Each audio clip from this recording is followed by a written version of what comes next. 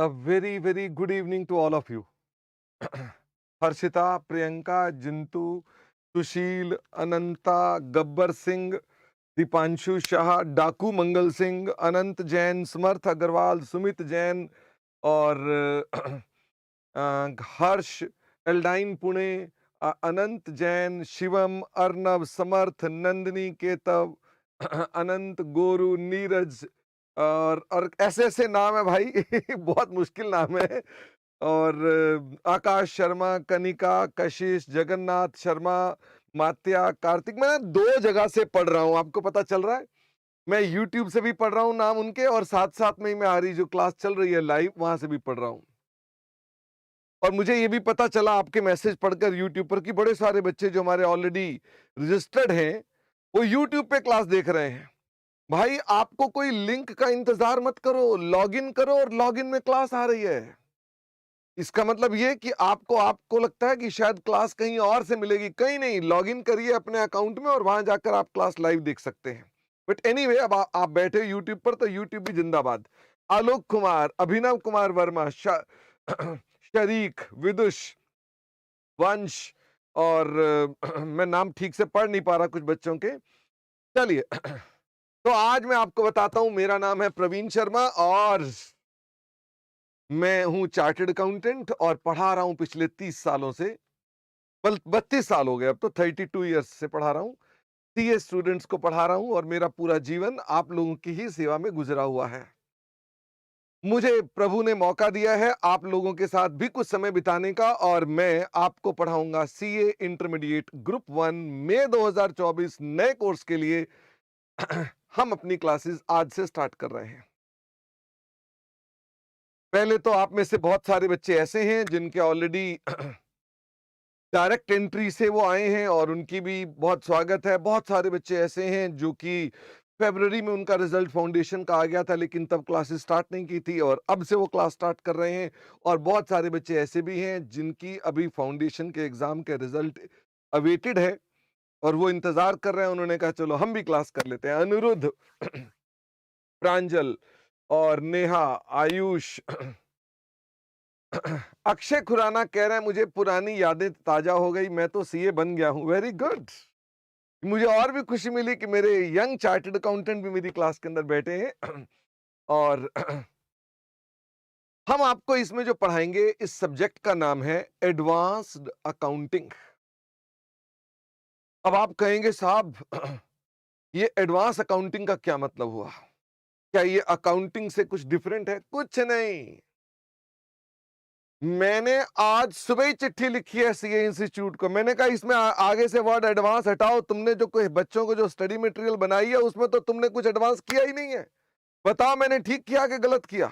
मैंने कहा तुमने एडवांस किया ही नहीं, सारा वही मरियल है। जब जो पहले भी मरियल मरियल चीजें बच्चों को पढ़ाते थे, अब भी वही है। देखते हैं कोई जवाब इंस्टीट्यूट से आता है कि नहीं आता है। बिल्कुल सिंपल। फिर भी आप कहेंगे सर, ये बताओ कि इस एग्जाम को क्रैक करने की टेक्निक क्या है? चलो नहीं बताता टेक्निक, आप लोग फॉलो तो करोगे नहीं, क्या फायदा। ट्रिक टेक्निक नहीं बताता मैं आपको। या तो रिक्वेस्ट करो, बोलो शर्मा जी प्लीज हमें बताओ ना, प्लीज हमें बताओ ना, फिर मैं आपको बताऊंगा। ऐसे नहीं होगा। मेरे पास बच्चों ने कहना शुरू कर दिया, कह रहे हैं प्लीज बताइए बताइए बता। अभी यूट्यूब पर ना क्या होता है, 30 सेकंड्स बाद बच्चों का रिस्पांस आता है, पर मेरी लाइव क्लासेस के अंदर जो है विकास कुमार, अर्पित जैन, आर्यन, अभय, कशिश, इन सब ने कहा, वंशज, आदित्य, दीपांशी, इन सब ने कहा सर मैं बताओ। बड़ा सिंपल सा रूल है, बड़ा सिंपल सा रूल है। आपको रैंक लाना है, उसका भी वही, पास होना है उसका भी वही। बस आपने उसके अंदर अपने एफर्ट्स का मात्रा बढ़ाओगे तो रैंक पे आ जाओगे, नहीं तो पास हो जाओगे। Rule number 1, study conceptually. Rule number 1, study conceptually. चाहे थोड़ा लंबा लगे आपको, but study conceptually, no shortcuts. Okay, इसका मतलब आप सबसे पहले तो ये नियम बना लो कि पढ़ना कॉन्सेप्चुअली है। सर सर लेकिन सारे बच्चे बोलते हैं एबीसी एनालिसिस करके चले जाओ तो ए में से ही बच्चा पास हो जाता है, बी कर लो साथ में तो फिर इन दैट केस तो अच्छे नंबर भी आ जाते हैं, और सी भी कर लो तो फिर तो बहुत ही अच्छी बात है। हाँ, तुम ठीक कह रहे हो। ऐसा कई बार हुआ है कि खाली ए में से या बीबी में से ही क्वेश्चन आ गया, पर ये हर बार नहीं चलता। इस बार के जो एग्जाम हुए थे ना, वो धुआंधार हुए थे। और जो मेरे पास जानकारी है, आने वाले समय में पेपर जो है इंस्टीट्यूट रेपिटेटिव क्वेश्चंस पर नहीं बनाएगा, क्योंकि ये बात बार बार इंस्टीट्यूट की काउंसिल में डिस्कस होती है कि बच्चे रेपिटेटिव क्वेश्चंस होते हैं, उन्हीं क्वेश्चंस को बार बार करके आते हैं। तो इसका मतलब rule number 1 is study conceptually, no ABC analysis, no रट्टाफिकेशन, कुछ नहीं। आपका रूल नंबर 1 ये है, पेपर जैसा मर्जी आ जाए, कोई दिक्कत की बात नहीं। और मैं पढ़ाऊंगा आपको कॉन्सेप्चुअली, यानी हर चीज को लॉजिक के साथ। जब आपका दिमाग कहे कि हां हमारा प्रश्न ही खत्म हो गया, वो है कॉन्सेप्चुअल। और अगर मान लो आपके मन में एक प्रश्न आ रहे हैं, पर आपने उन प्रश्नों को पीछे कर दिया, बोला ये लिख कर आऊंगा तो पास होना है, तो आप कॉन्सेप्चुअल नहीं पढ़ रहे। तो आपके दिमाग के अंदर कोई चीज बचनी ही नहीं चाहिए, पहला रूल। रूल नंबर 2, मैं आपको साइकिल चलाना सिखाऊंगा या कार चलाना सिखाऊंगा यूट्यूब पर, तो आपको आइडिया लग जाएगा कार कैसे चलाई जाती है। ये मैं कहूं आओ आपको हवाई जहाज चलाना सिखाता हूं, यूट्यूब पर सिखाऊंगा, तो आप उसमें कभी भी एक्सपर्ट नहीं बन पाओगे। मोटा मोटा आइडिया लग जाएगा कि अच्छा ये होता है, ये होता है, ऐसा होता है, वैसा होता है। मुझे जहाज चलाना आता नहीं है वैसे। बिना प्रैक्टिस के बात नहीं बनेगी, ये है रूल नंबर 2। बिना प्रैक्टिस के बात नहीं बनेगी, पूरा पूरा समय देना पड़ेगा। और तुम्हारा धंधा है, तुम चार्टर्ड अकाउंटेंसी कर रहे हो, चार्टर्ड अकाउंटेंसी में ही अकाउंटेंसी वर्ड घुसा हुआ है। तुम्हारा धंधा है, अकाउंटेंसी आएगी तो तुम्हें इसके बाद ही उसका ऑडिट कर सकते हो। तुम्हें अकाउंटेंसी आएगी तो उसके बाद उसका टैक्स निकाल सकते हो। तुम्हें अकाउंटेंसी आएगी तो उसका फाइनेंशियल एनालिसिस और उसकी मैनेजमेंट कर सकते हो। इसका मतलब आपके लिए सबसे पहले कॉन्सेप्चुअली पढ़ना है। रूल नंबर 2, आपने अकाउंटेंसी में बेशुमार प्रैक्टिस करनी है। तो क्या उसके लिए क्वेश्चन, चिंता ना करें, हमने जो किताबें बनाई हैं उन किताबों में आपके पास सारे के सारे नए कोर्स के अंदर जो चैप्टर्स आए हैं उनके, और जैसे कुछ चैप्टर्स ना सीए फाइनल से भी शिफ्ट होकर आ गए हैं, उनके भी हमने सारे के सारे क्वेश्चन सीए फाइनल के भी इसमें डाल रखे हैं। यानी आपको प्रैक्टिस कराने का जिम्मा मेरा, पर प्रैक्टिस आपको करनी पड़ेगी। मैं क्लास में समझाऊंगा, सवाल कराऊंगा, लेकिन मैं सारे नहीं कराऊंगा। मैं आपको 1 या 2 सवाल करा के घर पे करने के लिए दूंगा, फिर आप उसकी घर से प्रैक्टिस करेंगे, और फिर अगली क्लास में मैं आपके साथ उसके आपके होमवर्क का डिस्कशन करके उसमें से कुछ क्वेश्चंस और भी कराऊंगा, आपकी क्वेरीज एड्रेस करूंगा। आपका कॉन्सेप्ट तैयार हो गया, फिर मैं अगले भाग पर चल जाऊंगा। This will be the strategy. तो रूल नंबर 2 क्या हो गया? आपको अपने कॉन्सेप्ट्स के अलावा प्रैक्टिस पर ध्यान देना है। रूल नंबर 3, बस 3 रूल है। रूल नंबर 3, बिना मॉक टेस्ट के आपका कल्याण नहीं। अगर आप ये सोचें कि बिना टेस्ट के आप काम चला लेंगे, तो आप इस भ्रम में ना जिएं। आपके कॉम्पिटिटर्स, आपके वो बच्चे जो रैंक की तैयारी कर रहे हैं, वो सब रैंक लाने के लिए मॉक टेस्ट दे रहे हैं। आपको भी मॉक टेस्ट देने पड़ेंगे। तो फिर मॉक टेस्ट के लिए क्या हमको टेस्ट सीरीज को उठा करके खरीद लें? कुछ नहीं खरीदने की जरूरत है, कोई टेस्ट सीरीज नहीं चाहिए। हमारी वेबसाइट पर ही आपको सारी टेस्ट सीरीज मिल जाएंगी, और आपको कोई पेमेंट की आवश्यकता उसके लिए नहीं पड़ेगी। घबराने की कोई आवश्यकता नहीं है। इसका मतलब प्रैक्टिस का जिम्मा, once my course is complete, आप अपने पास टेस्ट सीरीज पर जरूर आए और मॉक टेस्ट जरूर दें। अगर तुमने ये 3 रूल फॉलो कर लिए, मैं आपको आज गारंटी दे रहा हूं, ये तो यूट्यूब पे वीडियो रिकॉर्ड हो गया ना, मैं गारंटी दे रहा हूं कि आपके अच्छे नंबर आएंगे। मैं उसका जिम्मा लेता हूं। तो मुझे आज वादा करो कि ये 3 नियम का आप पालन करोगे। फटाफट से बताओ। हाँ, शरीक कह रहे हैं कि सर अगर मान लो मेरा फाउंडेशन का रिजल्ट ठीक ना आया, तो शरीक अब चिंता की कोई बात नहीं, ठीक आएगा ही, नहीं आएगा तो तब की तब बात करेंगे, ठीक है। और प्रियंका ने कहा बिल्कुल मेहनत करेंगे। अर्पित, हाउ इज द जोश? क्या है आपके अंदर जोश? क्या आप मेरे को रैंक लाकर देंगे कि नहीं देंगे? और जो ये मैंने स्ट्रेटजी बताई है, ऐसे बाकी टीचर्स भी आपको अपने अपने सब्जेक्ट की स्ट्रेटजी बताएंगे। और निश्चित रूप में आप उसका पालन करिएगा तो बात बिल्कुल मैं कहता हूं टनाटन हो जाएगी, कोई प्रॉब्लम की बात ही नहीं है। सर आप हमारे को इसके अंदर इस बार के मई 24 के पेपर के बारे में कुछ इंपॉर्टेंट बातें बताओ कि क्या चेंज आ गया है, ये जो नया कोर्स आ गया, नया कोर्स आ गया, इसमें क्या चेंज आ गया। एक तो भाई इसके अंदर नए कोर्स में जो आ गया है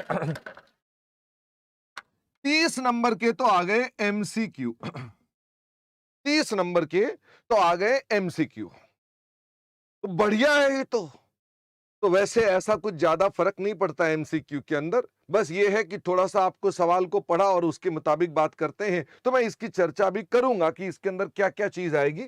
और हम एक तो आ गया 30 नंबर का एमसीक्यू का पार्ट। नंबर 2, बाकी इसके अलावा हमारे पास अदर पार्ट्स में आपका 70% पेपर पूछा जाएगा। 70% में आपके पास 6 क्वेश्चंस आएंगे, 14 नंबर के 6 क्वेश्चंस आएंगे जिसमें से आपने कितने क्वेश्चंस करने हैं, जिसमें से आपने 5 क्वेश्चंस करने हैं इसका मतलब 70 नंबर का पेपर आपके पास यहां से आएगा और 30 नंबर का पेपर आपका एमसीक्यू का आएगा।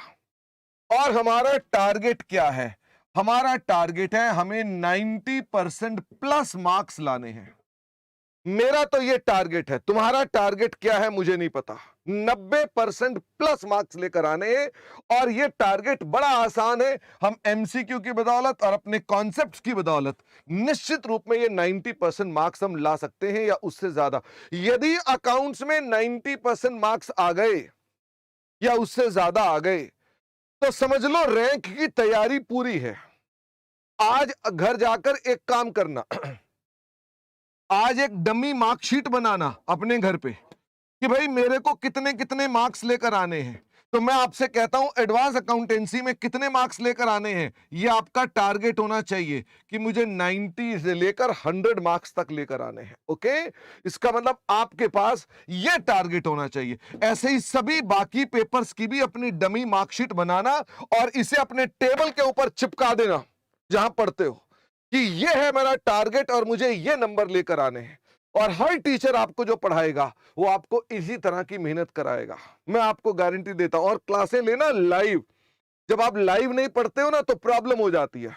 जब लाइव नहीं पढ़ते हो तो फिर रिकॉर्डिंग में तो आकर दिखा, कभी मान लो अवेलेबल नहीं हो या टीचर अवेलेबल नहीं है, आप अवेलेबल नहीं, तो कभी रिकॉर्डिंग हो सकती है, लेकिन अदरवाइज आप लाइव क्लासेस करना, इससे फ्लो बना रहेगा आपका, इससे आपको फास्ट फॉरवर्ड नहीं करना पड़ेगा। और हर चीज क्लास में लिखना क्या आपको मेरी यहां तक बात समझ में आती है? आयुष रोज मेरी, मैं यूट्यूब के नाम पढ़ रहा हूं, राहुल शर्मा, नयन पटेल, शशांक शुक्ला, नंदिनी और कयूम खान, आयुष, दक्ष, वंश, सत्यम, हिमांशी, इस तरह से मैंने कई नाम पढ़ दिए। ये मार्कशीट आपका एक बेसिक टारगेट होना चाहिए। अब बारी आती है कि सर हम अपने पास जो ये मार्क्स लेकर आएंगे, जो 30% और ये 70% है, इसमें से कौन कौन से चैप्टर्स हैं, क्या क्या कंटेंट हमारे पास है और पिछले से क्या चेंज हो गया उसके अंदर, क्या चेंज हुआ है कुछ भी नहीं, मैंने कहा ना, कुछ भी ऐसा कोई मुश्किल नहीं। हाँ चेंज है, मुश्किल नहीं है। जब हम इस भ्रम में जीते हैं ना, मुश्किल हो गया तो दिक्कत है, बिल्कुल आसान है, कुछ मुश्किल नहीं है। ये बोर्ड चालू नहीं की आवाज कहां से बटन है इसका? अच्छा,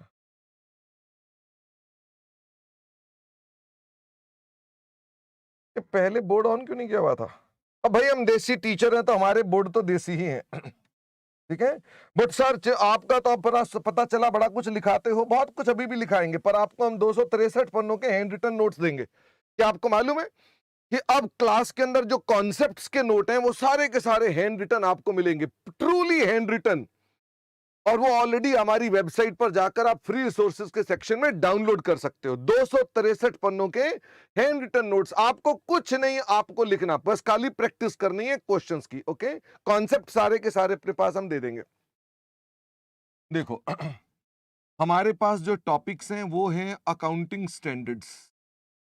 जो नया कोर्स है ना, अब थोड़ा सीरियसली इस बारे में फोकस करना कि हमारे पास है अकाउंटिंग स्टैंडर्ड्स। कुछ स्टैंडर्ड्स तो वो हैं जो डिस्क्लोजर बेस्ड हैं, जैसे अकाउंटिंग स्टैंडर्ड 1, 3, 17, 20, 24, 25, ये हमारे पास डिस्क्लोजर बेस्ड स्टैंडर्ड्स हैं।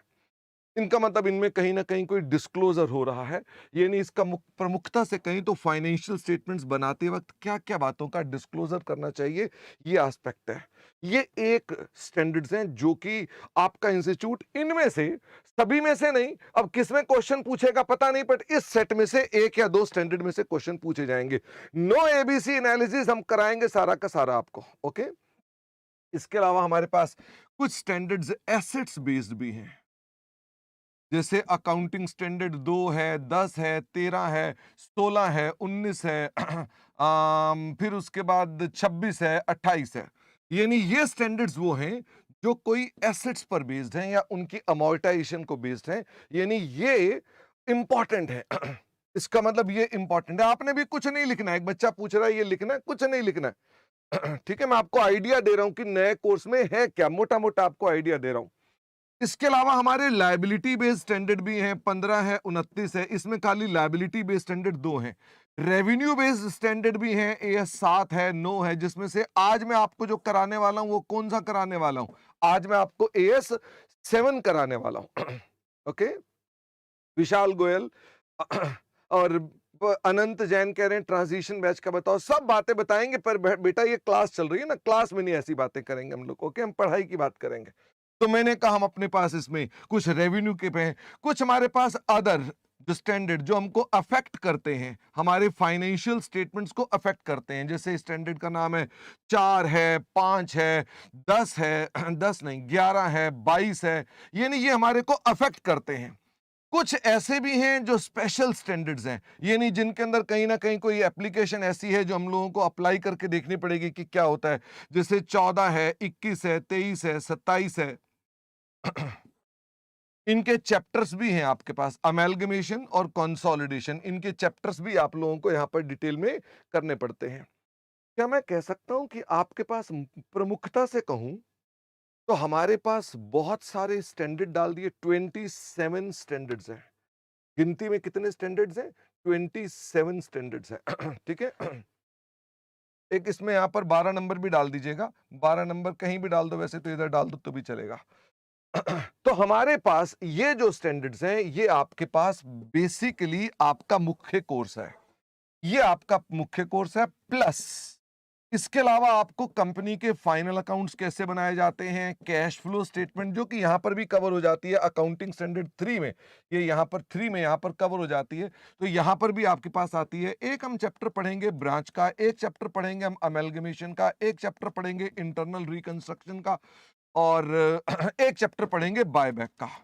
यानी ये हमारे पास बड़े चैप्टर्स भी कवर हो गए। हालांकि जो 14 नंबर है वो ये रहा, 21, 23, 27 जो है वो ये रहा, और ब्रांच का कोई स्टैंडर्ड नहीं है, ये एक अलग चैप्टर है। फाइनल अकाउंट का कोई स्टैंडर्ड नहीं है, ये अलग चैप्टर है।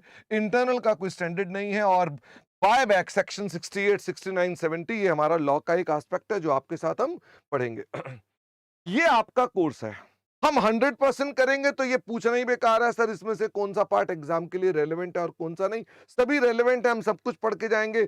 100% मैं पढ़ाऊंगा, 100% आप पढ़ेंगे, 100% पेपर लिखेंगे, 100% नंबर लाएंगे। बीच में कोई भी चीज 100% नहीं होगी तो सीधा आपके मार्क्स इफेक्ट होंगे। एग्रीड? 100 मैं पढ़ाऊंगा, 100 आप पढ़ेंगे, 100 आप तैयार करेंगे, 100 का पेपर करके आएंगे, 100 मार्क्स आपको मिलेंगे। अगर ऐसा नहीं होगा तो दिक्कत हो जाएगी, ओके। इसलिए do not compromise on these things. बस इतनी ही बातें करेंगे। हमें लगभग इसके ऊपर 95 से 98 क्लासेस टोटल लगेंगी। हमारी क्लासेस का टाइम जो होगा दैट विल स्टार्ट इवनिंग में, टाइम होगा 15 सितंबर तक। 15 सितंबर के बाद मेरी क्लासेस, जब ऊपर मॉर्निंग में राजकुमार सर की क्लासेस खत्म हो जाएंगी आईडीटी की, तो राजकुमार सर की जगह मेरी क्लासेस स्टार्ट हो जाएंगी, और मेरी क्लासेस तब डेली हो जाएंगी। अभी मॉर्निंग के अंदर राजकुमार सर पढ़ा रहे हैं, और फिर उसके बाद आरिश खान सर पढ़ा रहे हैं डायरेक्ट टैक्स, और पोपली जी पढ़ा रहे हैं लॉ, और मैं पढ़ा रहा हूं शाम को अकाउंटिंग, एडवांस अकाउंटिंग। तो अल्टीमेटली हम चारों टीचर मिलकर आपको पूरी तरह से रैंक की तैयारी करा देंगे। आज का टॉपिक शुरू करते हैं जिसका नाम है अकाउंटिंग स्टैंडर्ड 7। Accounting standard 7। हमारे पास ना अकाउंटिंग स्टैंडर्ड से लेकर के कुछ इंपॉर्टेंट एस्पेक्ट और भी आते हैं कि भाई अकाउंटिंग स्टैंडर्ड होते क्या हैं, इंट्रोडक्शन टू अकाउंटिंग स्टैंडर्ड, इसका फ्रेमवर्क क्या है, अकाउंटिंग स्टैंड हमारे फाइनेंशियल स्टेटमेंट्स की प्रिपरेशन प्रेजेंटेशन के लिए, और ये एप्लीकेशन किसको होती है। इसमें से भी आपको 3 से 5 नंबर का सवाल पूछे जा सकते हैं। ऑफ कोर्स हम ये भी करेंगे, छोड़ेंगे हम कुछ भी नहीं। तो मैं आपके साथ जो आज चर्चा स्टार्ट करने जा रहा हूं जो आज आपके साथ चर्चा स्टार्ट करने जा रहा हूं वो मैं अकाउंटिंग स्टैंडर्ड 7 की चर्चा करने जा रहा हूं। अविनाश की अब कुछ क्वेरीज लेते हैं। उन्होंने कहा सर अकाउंट्स में और एडवांस अकाउंट्स में क्या अंतर है। मैंने बता दिया ना। इन्होंने असल में क्या किया, इन्होंने फालतू का कचरा हटा दिया और अपने पास सारे के सारे स्टैंडर्ड्स और अच्छे अच्छे चैप्टर्स रख लिए। बस इसका मतलब जो कचरा पढ़ते थे ना वो सब डिलीट कर दिया। तो अच्छी बात है, कचरा पढ़ के भी क्या करोगे। और एक बच्चे ने कहा सर आने वाले समय में क्या स्पेशल रीजन है कि इतने सारे अकाउंटिंग स्टैंडर्ड्स न्यू कोर्स में आ गए हैं। ये बताओ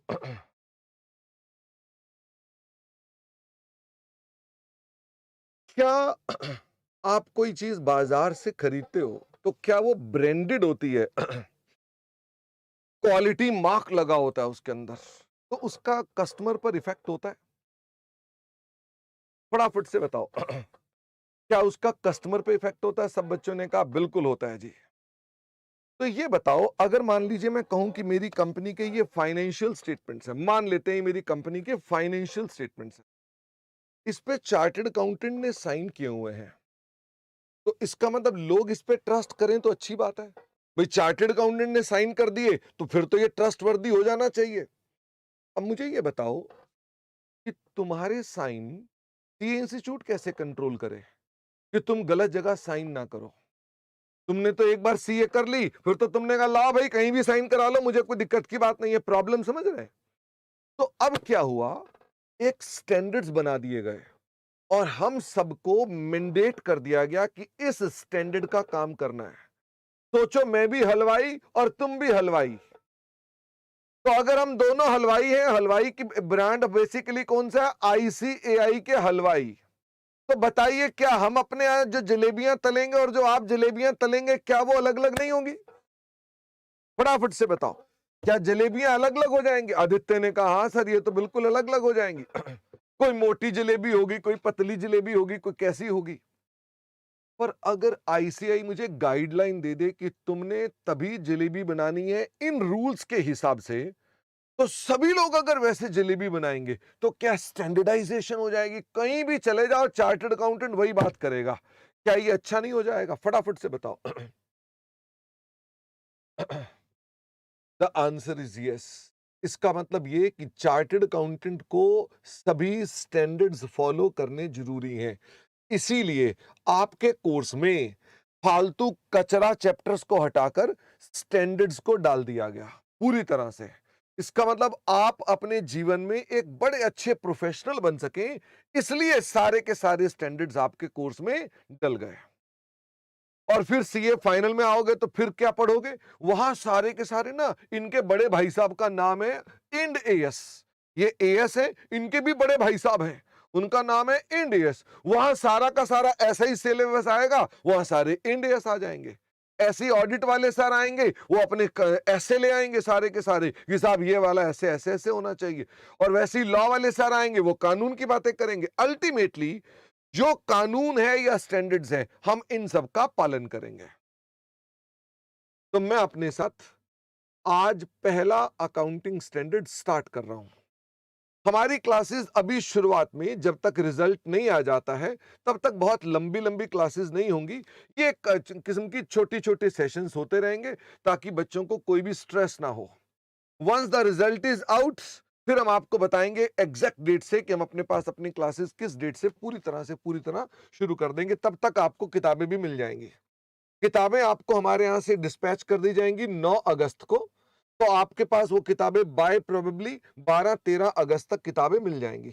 किताबें छप रही हैं इस समय। हमने अपने पास एलएमएस उसमें रिसोर्सेज में भी किताब डाल दी है और हमारी वेबसाइट पर भी एक किताबों का उसका सॉफ्ट कॉपी होस्टेड है, तो आप तब तक उन सॉफ्ट कॉपी से अपना काम चला सकते हैं। ऐसे ही सीए इंस्टीट्यूट का भी स्टडी मटेरियल छप रहा है, वो भी प्रोबेबली आपको भी मिलने में कुछ समय लगेगा। तो यानी कि एवरीथिंग इज बेसिकली, क्योंकि नया कोर्स आया है और अभी 19 दिन ही हुए हैं खाली नए कोर्स को, तो ये थोड़ा सा इश्यूज आप सबको रहेंगे, ठीक है। चलिए, ये बताओ, कॉन्ट्रैक्टर्स जो होते हैं, ठेकेदार, ये वर्ड सुना हुआ है आपने, कॉन्ट्रैक्टर्स? तो मुझे कोई एग्जाम्पल दीजिए जो कोई कंस्ट्रक्शन का कॉन्ट्रैक्टर हो, कोई एग्जाम्पल दीजिए कंस्ट्रक्शन का कोई कॉन्ट्रैक्टर हो तो। तो अंकित कह रहे हैं हाँ नाम तो सुना हुआ है हमने। नहीं नहीं, आप वैसे जो आपने कहीं अब जाना हो किसी का, अविनाश ने नाम दिया है L&T, वेरी गुड। गार्गी ने नाम दिया है MR, अभय ने नाम दिया है DLF, वेरी गुड। इसके अलावा अनंत ने कहा Samsung. Samsung I am not sure कि सैमसंग तो मोबाइल बनाता है, वो कंस्ट्रक्शन का भी काम करता है, मुझे पता नहीं है। मोहित ने कहा L&T, शिवम ने कहा टाटा कंस्ट्रक्टर, अभय ने कहा लोधा, एक ने कहा, प्रेरणा ने कहा गोदरेज, निमित ने कहा हीरानंदानी, और पता नहीं बाप रे बाप, नहाई, DLF, अंसल, होमलैंड, गॉड, बहुत सारे आ गए। अच्छा, शिवम कह रहा है सैमसंग भी है, उसने बुर्ज खलीफा बनाया है, सुपर टेक भी है, अडानी साहब भी हैं। चलिए, ये कॉन्ट्रैक्टर अपने पास जब प्रॉफिट कैलकुलेशन होती है तो कैसे करें, क्योंकि इनके बिजनेस की एक यूनिक प्रॉब्लम है। जैसे मैंने आपसे अपने पास कहा कि बेटा मुझे फीस दो, मैं आपको पढ़ा देता हूं। अगर मान लो मैं कहूं कि बेटा मुझे फीस दो और मेरी क्लासेस 3 साल तक चलेंगी, तो क्या आपको लगता नहीं कि ये रेवेन्यू जो है, जो मैंने आपसे लिया, ये 3 साल में स्प्रेड हो जाना चाहिए? तो वैसे ही कंस्ट्रक्शन के कॉन्ट्रैक्ट्स में होता है कि मैं आपसे कह रहा हूं लाओ मुझे पैसे दो, मैं तुम्हारी बिल्डिंग बना देता हूं। बिल्डिंग बनने में लग जाएंगे 3 साल, तो 3 साल लग जाएंगे, तो प्रॉफिट कैसे निकाला जाए, ये प्रॉब्लम है। तो भाई इसके ऊपर क्या होता था, पहले एक कंपनी हुआ करती थी इरकॉन, अभी भी है, बहुत बड़ी कंपनी है, सरकारी कंपनी है, Indian railway construction company limited. तो उसने अपने पास ना एक अकाउंटिंग पॉलिसीज बना रखी थी कि हम इस तरह करके प्रॉफिट्स कैलकुलेट करते हैं। हर एक की अपनी अपनी पॉलिसीज होती थी कि मैं अपना प्रॉफिट ऐसे कैलकुलेट करूंगा, कोई और है वो कहता है मैं ऐसे कैलकुलेट करूंगा। तो इसको स्टैंडर्डाइज कर दिया अकाउंटिंग स्टैंडर्ड 7 ने। उसने कहा कि साहब कोई भी कंस्ट्रक्शन का कॉन्ट्रैक्ट होता है तो उसका प्रॉफिट निकालने का एक विधिवत तरीका है, उस तरीके के हिसाब से ही प्रॉफिट निकलना चाहिए। और अकाउंटिंग स्टैंडर्ड में आप यही चीज डील करेंगे मेरे साथ कि जो कॉन्ट्रैक्टर्स होते हैं उनका प्रॉफिट किस प्रकार से कैलकुलेट किया जाता है। ये है हमारे पास बेसिक इंट्रोडक्शन। ये क्योंकि रेवेन्यू को डील करता है, इसीलिए हमने उसको रेवेन्यू के स्टैंडर्ड में लिखा हुआ है, क्योंकि ये रेवेन्यू को डील करता है कि किसी व्यक्ति की हम सेल कैसे ढूंढें, कंस्ट्रक्शन कॉन्ट्रैक्टर की हम कैसे सेल ढूंढें कि उसने कितने की सेल की है। क्योंकि बाकी जगह देखो सेल, अब ये मान लीजिए कोई मोबाइल फोन्स हैं, इनकी बात करें तो इनमें तो सेल परचेज सिंपल है ना, कि आप भाई सेल की बिल बनाया, आपने पैसे दे दिया उसको, तो सेल हो गई। But it is not so simple in the case of construction contracts. तो हम इसीलिए उनके कंटेक्स्ट में ये टॉपिक पढ़ रहे हैं। ये टॉपिक केवल और केवल कंस्ट्रक्शन कॉन्ट्रैक्ट्स की बात करता है। कंस्ट्रक्शन कॉन्ट्रैक्ट में आप जब पढ़ेंगे तो आपको बताया जाएगा सबसे पहले कंस्ट्रक्शन कॉन्ट्रैक्ट्स का मीनिंग क्या होता है। तो मैं आपको हल्का सा मीनिंग बता दूं। वैसे तो इसकी एक डेफिनेशन है, construction contracts are contracts that are specially negotiated for the construction including destruction of asset or group of assets which are interrelated in terms of design, in terms of other। तो ये हमारे पास जो होते हैं these are called construction contracts। तो construction contracts में ये specially negotiated contracts होते हैं। तो टू स्टार्ट विद हम इसको सबसे पहले समझने के लिए एक छोटा सा एग्जांपल लेंगे और उसके साथ इसको चलेंगे, ठीक है। एग्जांपल रियल लाइफ का ही लेंगे। अच्छा, वैसे तो ये आपको नहीं चाहिए है, बाकी फिर भी अगर आपको चाहिए होगा तो इसका प्रिंट आउट मिल सकता है आपको। एमसीक्यू की भी आपको बुक मिलेगी। आपको हमारे यहां से 4 बुक्स मिलेंगी और एक रजिस्टर मिलेगा। तो 4 बुक्स क्या क्या होंगी, एक एमसीक्यू की बुक होगी जिसके अंदर हम स्पेशली एमसीक्यू की डिस्कशंस करेंगे। इसके अलावा 2 वॉल्यूम्स होंगे, एक हैंड रिटन बुक होगी और एक रजिस्टर होगा। टोटल 5 चीजें आपके पास आएंगी बाय 12th ऑफ अगस्त। तो आप मेरे साथ अभी फॉर द टाइमिंग अपनी कॉपी में लिखना स्टार्ट करें। तो क्या आपने तैयार हैं?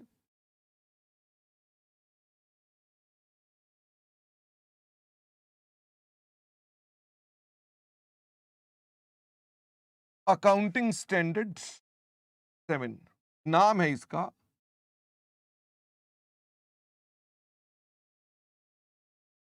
Construction contracts.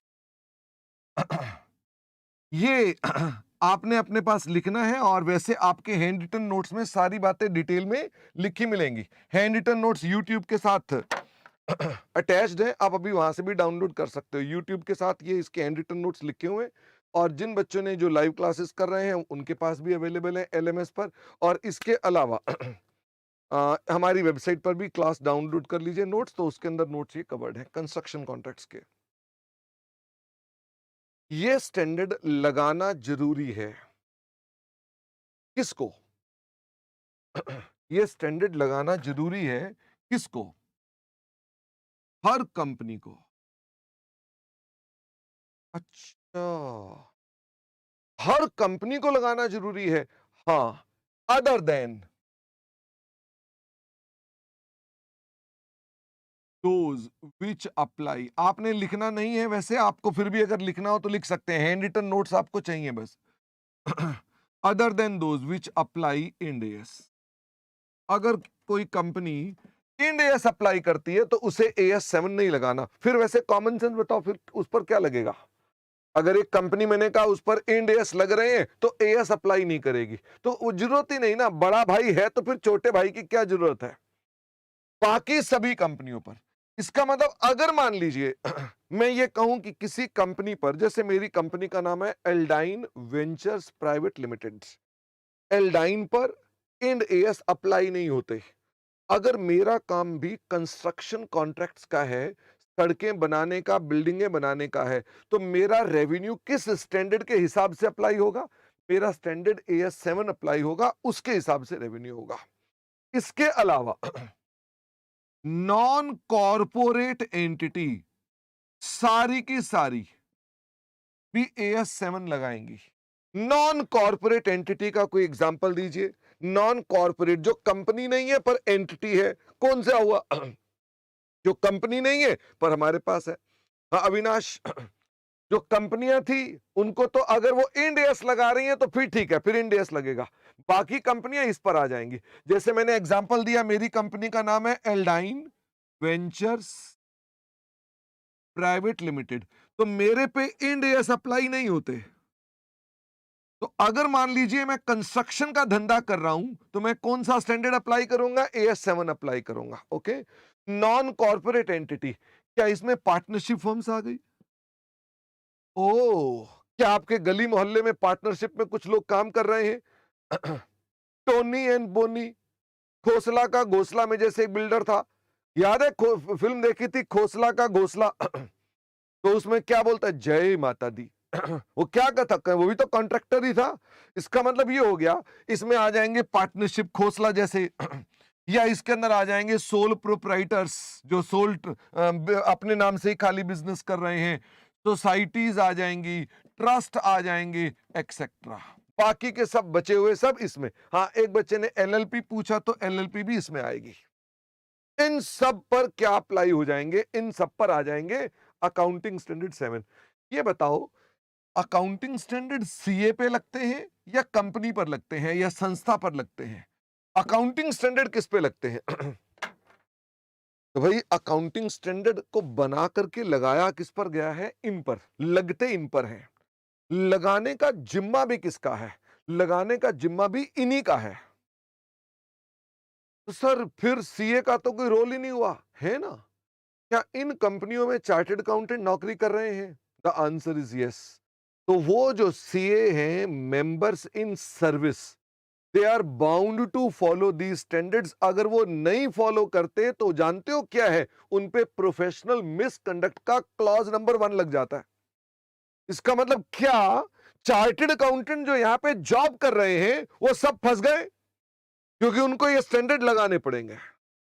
सर अगर वहां पर चार्टर्ड अकाउंटेंट ही नहीं है, वहां पर कोई भी आदमी अकाउंटेंट है जो कि खाली हाफ सीए है। आपको पता है अमेजन की एक सीरीज आ रही है जिसका नाम है हाफ सीए, ठीक है।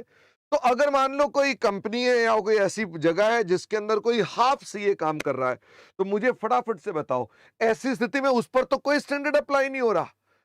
तो वो कंपनी फिर ना ऑडिट कराने जाती है, तो ऑडिट कौन करता है? Chartered accountant. वो भी कहता है एएस लगाओ। इसका मतलब ये फाइनेंशियल स्टेटमेंट जब भी किसी सीए के हाथ में आएंगे, ये फाइनेंशियल स्टेटमेंट है, मेरे हाथ में आए, मैं चार्टर्ड अकाउंटेंट हूं, मैंने देखा, मैंने कहा अरे एएस ही नहीं लगाए, छी छी छी छी छी छी छी। फटाफट से समझो, चार्टर्ड अकाउंटेंट जो है इसमें क्या अप्लाई करेगा? वो अपने स्टैंडर्ड्स को फॉलो करेगा। अगर वो मेंबर इन प्रैक्टिस है तो भी फॉलो करेगा, अगर वो मेंबर इन सर्विस है तो भी फॉलो करेगा, उसको ये लगाने जरूरी है। पर लगते किस पर हैं? लगते कंपनियों और संस्थाओं पर हैं। इनके भीतर वो लोग हैं जो अल्टीमेटली इनका पालन करवाते हैं। ओके, अच्छा अब आप कहेंगे सर कंपनी में हाफ सीए है, ऑडिट वो कराता नहीं है, तो क्या स्टैंडर्ड अप्लाई होंगे? कंपनी में हाफ सीए है और ऑडिट वो कराता नहीं है, तो क्या उस पर स्टैंडर्ड अप्लाई होंगे? The answer is no.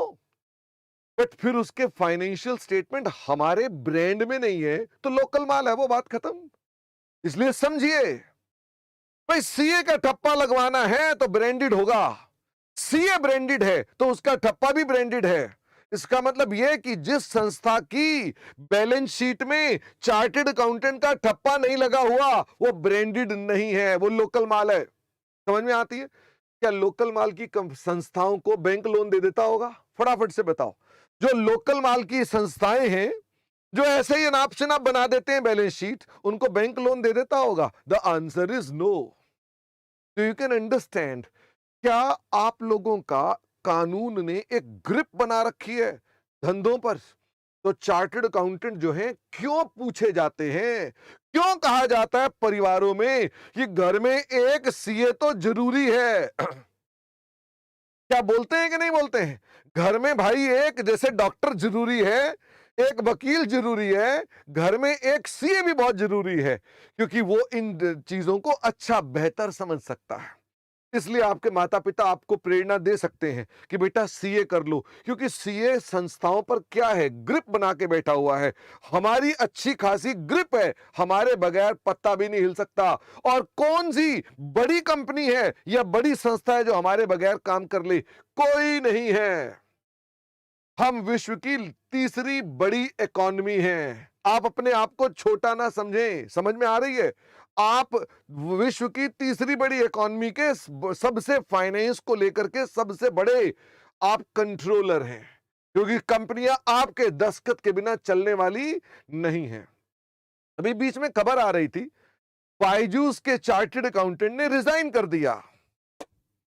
सुनिए आपने ये बात बायजूस के चार्टर्ड अकाउंटेंट जो थे, जो ऑडिटर्स थे, उन्होंने रिजाइन कर दिया। उन्होंने कहा भाई हम इस्तीफा देते हैं। भाई किसी हॉस्पिटल से कोई डॉक्टर इस्तीफा दे दे तो कोई खबर नहीं आती, लेकिन ऑडिटर इस्तीफा दे दे तो क्या खबर आ जाती है? द आंसर इज यस, क्योंकि इसका मतलब कुछ ना कुछ दाल में काला है। इसका मतलब ये हमारे प्रोफेशन की है, और उसी प्रोफेशन में आप आए हो, तो आपका फिर से मैं स्वागत करना चाहता हूं। अच्छे से इस प्रोफेशन को आगे ले जाना, छोटे चक्करों में मत पड़ जाना, 2 नंबर के धंधों में मत पड़ जाना। आपको बहुत कुछ देगा ये इंस्टीट्यूट भी और बहुत कुछ देगा ये प्रोफेशन भी, बट काम बढ़िया करना, अच्छे से पढ़ना, अच्छे से पेपर दे करके अच्छी कंपनियों में जाकर काम करना, एवन काम करना। आपको प्रॉब्लम्स आएंगी, आप बोलोगे, लोग कहेंगे ऐसे मत करो वैसे मत करो, अपने प्रिंसिपल से हटना मत, छोड़ मत देना उनको, ठीक है? तो मैंने कहा इन पर ये स्टैंडर्ड्स अप्लाई होते हैं। तो इसका मतलब जो कंस्ट्रक्शन कंपनियों के नाम लिए, लोधा या सुपरटेक या बुपरटेक, जो भी नाम लिए, उन सब पर ये हमारे पास स्टैंडर्ड्स अप्लाई हो रहे हैं। या तो इंड एएस अप्लाई हो रहे होंगे या एएस अप्लाई हो रहे होंगे। एक बच्चे ने कहा कि सर इंड एएस जो है और एएस ये क्या है? वैसे मैंने किसको बड़ा भाई बोला और किसको छोटा भाई बोला? मैंने कहा इंड एएस ये बड़ा भाई है। इंड एएस की फुल फॉर्म है इंडियन अकाउंटिंग स्टैंडर्ड। तो सर ये वह अकाउंटिंग स्टैंडर्ड जापान से आए हैं क्या? ये भी तो इंडिया के ही हैं, बट इनके नाम के अंदर इंडियन वर्ड नहीं डला। अब तो इंडिया वर्ड बड़ा इंपॉर्टेंट हो गया भाई। इसका मतलब इंडिया वर्ड कहीं पर भी लग के कुछ बन सकती है बात। तो समझ में आ गई मैं किसके कंटेक्स्ट में बात कर रहा हूं। तो मैंने कहा कि इंड एएस बड़े स्टैंडर्ड हैं, ये किन कंपनियों पर लगते हैं? ध्यान दे, मैंने वर्ड बोला कंपनियां, ये कंपनियों पर लगते हैं। कौन सी कंपनियों पर लगते हैं? जो लिस्टेड हैं, बड़ी बड़ी कंपनियां लिस्टेड, रिलायंस, ठीक है ना, अडानी, ये बड़ी बड़ी कंपनियां इस पर अप्लाई होते हैं। अच्छा, तथा जो छोटी भी हैं, जिनकी नेट वर्थ कितसे ज्यादा है या इक्वल टू और मोर देन 250 करोड़। इसका मतलब ये हो गया मेरे जैसी गरीब कंपनियों पर इंडिया सप्लाई हो रहे होंगे। मेरे 250 करोड़ की कंपनी नहीं, या 250 लाख की कंपनी नहीं है, 250 करोड़ की कहां से बन जाएगी? तो इसका मतलब ये हो गया कि मेरी कंपनी पे इंडियस क्यों नहीं लग रहे हैं? क्योंकि ना तो ये लिस्टेड कंपनी है, ये तो प्राइवेट लिमिटेड कंपनी है, और ना इसकी नेटवर्थ 250 करोड़ या उससे अधिक है। ये छोटी कंपनी है, इस पर एएस अप्लाई हो रहे हैं। और आपको छोटा बच्चा, छोटे एएस, तो इंटर में एएस है, आप सीए फाइनल में आओगे, बड़ा बच्चा, दाढ़ी मूछें बड़ी हो जाएंगी और वहां पर आपको इंडियस आ जाएंगे। ठीक है, तो अपने पास इंटरमीडिएट में खाली ये पढ़ेंगे, बाकी इस पर चर्चा हम अलग से करते रहेंगे। हम इन पर जब इंड एस लगाते हैं, जो अकाउंटिंग स्टैंडर्ड लगाते हैं, तो अकाउंटिंग स्टैंडर्ड लगाने के लिए मैं आपको एक छोटे से एग्जाम्पल से क्लास स्टार्ट कर रहा हूं। एक छोटे से एग्जाम्पल के साथ हम स्टार्ट कर रहे हैं। अगर इंड एस इंपॉर्टेंट है तो एएस क्यों लगा रहे हैं भाई? इंड एस, बच्चे ने कहा कि सर इतने ही अच्छे हैं तो सब पर क्यों नहीं लगा देते? इंड एस कॉम्प्लेक्स है। अब मेरे बिल्कुल सामने जैसे ही ऑफिस से उतरता हूं, नीचे एक छोले भटूरे वाला है, मुझे मिल गया एक दिन। मैं वहां से निकल रहा था, मैंने उसको कहा, मैंने कहा और ठीक हो? वो मेरे पांव पे गिर गया, कहता मुझे पता चला आप चार्टर्ड अकाउंटेंट हो। मैंने कहा हाँ हाँ, तो उठ उठ, क्या तू पैरों में लेट गया? कह रहा नहीं सर, मैंने छोटी सी रेडी लगा रखी है, तो मेरे लिए आप ऐसा करो, साइन कर दो। अब बताओ, वो छोले भटूरे वाला है, मेरे को स्टैंडर्ड लगाने पड़ेंगे कि नहीं लगाने पड़ेंगे? सारे बच्चे बताओ, मुझे स्टैंडर्ड लगाने पड़ेंगे कि नहीं पड़ेंगे? मैं उसके बिना तो साइन नहीं करूंगा। मैं तो अपने बच्चे की रिपोर्ट कार्ड में साइन नहीं करता था। मेरे बच्चों के जो स्कूल के प्रिंसिपल थे, वो कह रहे हैं हमने रिपोर्ट कार्ड भेजी, आपने साइन ही नहीं की। मैंने कहा मैं साइन के 10 लाख रुपए लेता हूं, दो पहले। उन्होंने कहा क्या बात कर रहे हो? मैंने कहा मेरे साइन तो यही है, बाकी मेरी पत्नी से करवा लो साइन। तो मेरी पत्नी के साइन होते थे, मैंने नहीं साइन किए। मैंने कहा ऐसे कैसे साइन कर डालें, कोई डुप्लीकेट भी कर दे तो। वो छोले भटूरे वाला कहता है साइन कर दो सर। मैंने कहा मैं तेरे पे इंड एस लगाऊंगा। इंड एस हेवीली कॉम्प्लेक्स है। क्या आपको लगता नहीं कि छोले भटूरे वाले जैसे लोगों के लिए थोड़े नरम सिंपल स्टैंडर्ड होने चाहिए? फटाफट से बताओ। होने तो चाहिए, बिना स्टैंडर्ड के तो काम नहीं करेंगे। फटाफट से बताओ। एक बच्चा कह रहा है वो तो रजिस्टर्ड ही नहीं है कंपनी में, तो नॉन कॉर्पोरेट हो गया ना, सोल ट्रेडर है। छोले भटूरे वाला सोल प्रोप्राइटर है। कहोगे तो किस दिन बुला के दिखा दूंगा छोले भटूरे। शाम को होते नहीं है उसके, शाम को पनवाड़ी बैठता है वहां पे, अभी पनवाड़ी बैठा हुआ है, कहो तो बुला के ले आऊं पनवाड़ी को। ठीक है। उनके लिए सिंपल स्टैंडर्ड है। तो आप एएस पढ़ रहे हैं, सिंपल स्टैंडर्ड पढ़ेंगे। मैंने आपको क्या बोला था? क्या एडवांस्ड अकाउंटेंसी में वर्ड एडवांस्ड रियल में है? नहीं। अब आप मुझे बोलो कि सर फिर एडवांस वर्ड लिखा क्यों हुआ है? ये हम सब टीचरों की मिली भगत है। हमने इंस्टीट्यूट को कहा एडवांस लिखो ताकि बच्चे को डरा के उनसे पैसे लिए जा सके। तुम पैसे दे चुके हो, इसलिए तुम्हें मैंने सच बता दिया। ये एडवांस नाम का है ये मुश्किल आसान। ओके, तो अब एग्जाम्पल पर आते हैं, क्योंकि आप बहुत ज्यादा टाइम मेरा खराब कर रहे हो। एग्जाम्पल पर आओ। तो बताओ किस नाम से स्टार्ट करें? कोई भी नाम ले लें। तो लो भाई, सबसे पहले हम बात करते हैं प्रेरित की। प्रेरित इज अ कॉन्ट्रैक्टर। वो एक कॉन्ट्रैक्टर है। ही अंडरटुक, इसे आपने लिखना है, उसके ऊपर वाला नहीं लिखने की कोई आवश्यकता। Don't write. आप यहां से लिखना स्टार्ट करेंगे। हेडिंग आपको लिखना है, हेडिंग लिखे अपने पास और सीधा एग्जाम्पल को लिखे। अब तो अपनी अपनी कॉपी पे आओ और लिखना स्टार्ट करो। तो मैंने कहा Prerit is a contractor, he undertook a construction contract.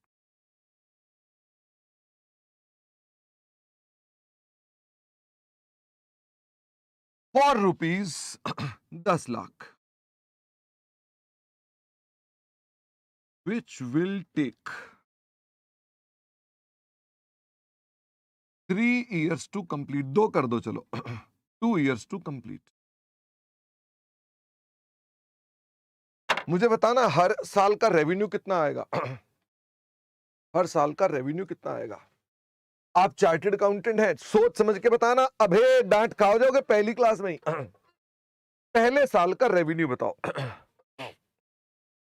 मेरे पास अभय ने आंसर भेजा पर मैंने डरा दिया, तो अभय के बाद सारे चुप हो गए। उन्होंने कहा भाई, शिवम ने कहा 5 लाख रुपए, वेरी गुड। अभय ने भी 5 ही बोला था पहले, इसके अलावा अविनाश कह रहा जूम कर दीजिए, और अनीशा ने कहा 0, सत्यम ने कहा 5 लाख, मोहम्मद इरफान ने कहा 5 लाख। आदित्य, भाई जूम इतना करके घुस जाओगे क्या, थोड़ा मुझे भी दिखा दो।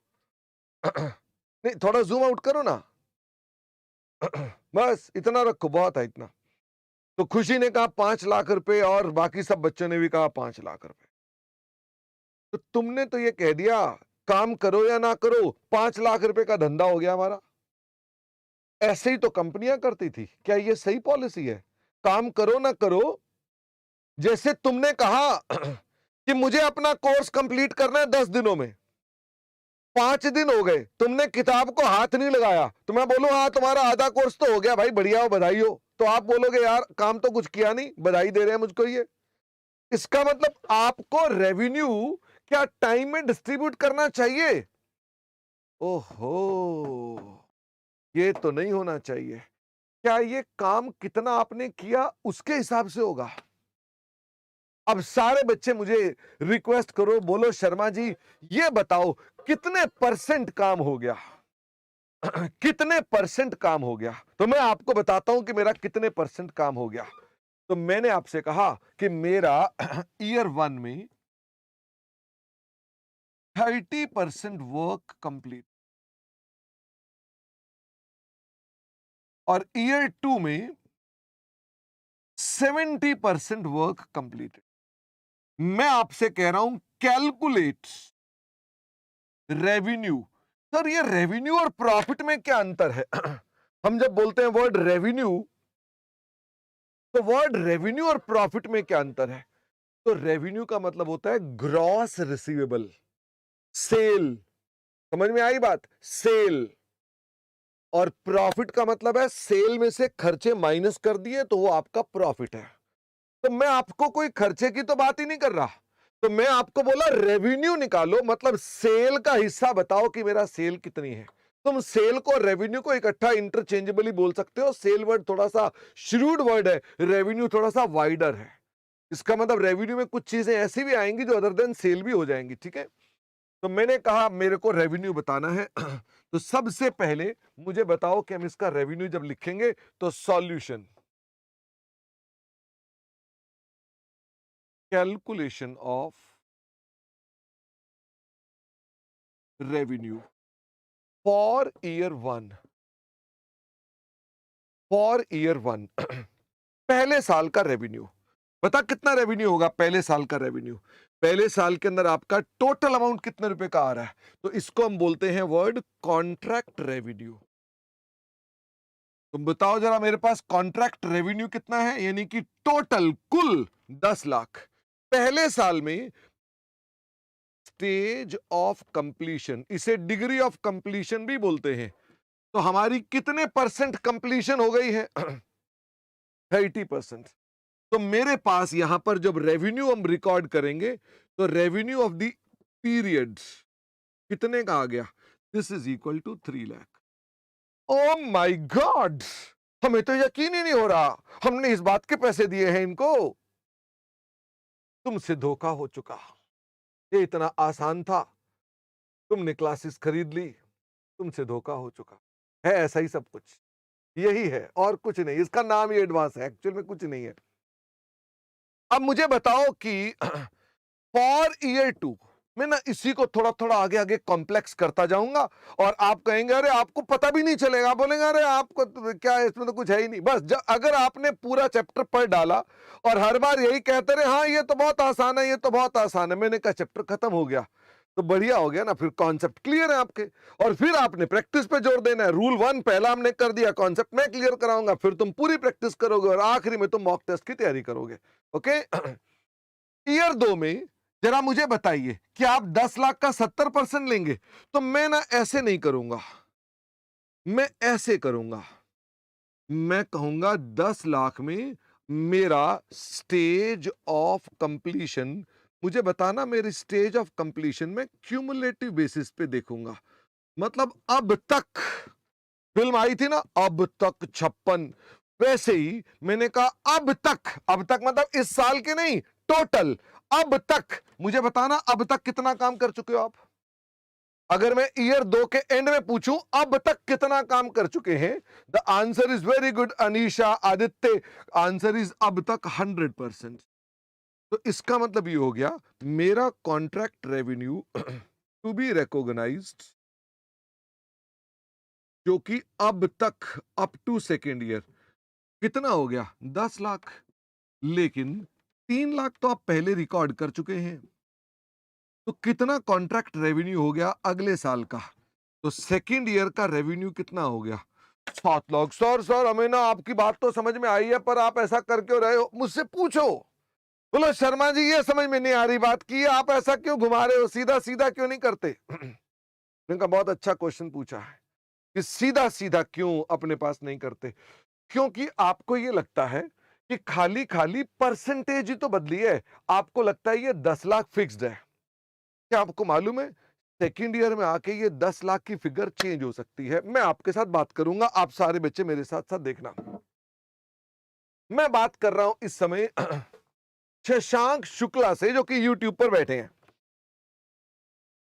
शशांक शुक्ला जी मैं इनको जानता हूं, शशांक को। शशांक हेलो बोलो। मैं इन्हें जानता हूं अच्छी तरह से, ये मेरे ही पड़ोसी हैं, रोज सुबह शाम नमस्ते होती है। शशांक ने मेरे को कॉन्ट्रैक्ट दिया था 10 लाख रुपए में, वो अपनी कोई बिल्डिंग की मरम्मत करवा रहा है और उसने कहा शर्मा जी ये बिल्डिंग की रिपेयर कर दो। मैंने शशांक से 10 लाख रुपए का कॉन्ट्रैक्ट लिया है। ये बताओ आप चार्टर्ड अकाउंटेंट हैं, मेरे को 2 साल लगेंगे शशांक के यहां काम करने में। क्या इन 2 सालों में शशांक ऐसा नहीं है कि कुछ बदल जाएगा, बोलेगा सर ये भी कर दो, ये भी कर दो, या ये मत करो? क्या ये होगा कि नहीं होगा, फटाफट से बताओ। निशु कुमार क्या ऐसा होगा कि नहीं होगा? आप चार्टर्ड अकाउंटेंट हैं, आप लल्लू पंजू नहीं है। अंकित कह रहे हैं पक्का ऐसा तो होगा। तो वर्ष मेरी बात समझे, इसका मतलब ये कि हमारे धंधे में जो ये रेवेन्यू है ना, क्या ये अगले साल फिर बदल जाएगा? तो तुम 70% अगर निकालोगे तो तुम्हारा पिछला साल भी तो चेंज हो जाएगा, क्योंकि तुम्हारा पिछला साल भी बदल जाएगा। Therefore, we have developed one method। ये एक मेथड, अच्छा ये जो मैं पढ़ा रहा हूं ये सब मेरे द्वारा बनाया गया है या ये institute of chartered accountants of India के द्वारा बनाए गए अकाउंटिंग स्टैंडर्ड, जो कि approved by ministry of corporate affairs and notified by central government है? ये कौन से किसने बनाया रूल? मेरा तो कोई एग्जिस्टेंस ही नहीं है, बनाने वाले कोई है, हम पढ़ाने वाले हैं हम तो। ओके, इसका मतलब ये तो वो चीज है। तो मैं इसका प्रिंट आउट रख लेता हूं। वो गाना सुना ना भजन, देनहार कोई और है ठीक है ना, भेजत जो दिन रैन, आ हा लोग भरम हम पे करें ताको नीचे नैन। चलिए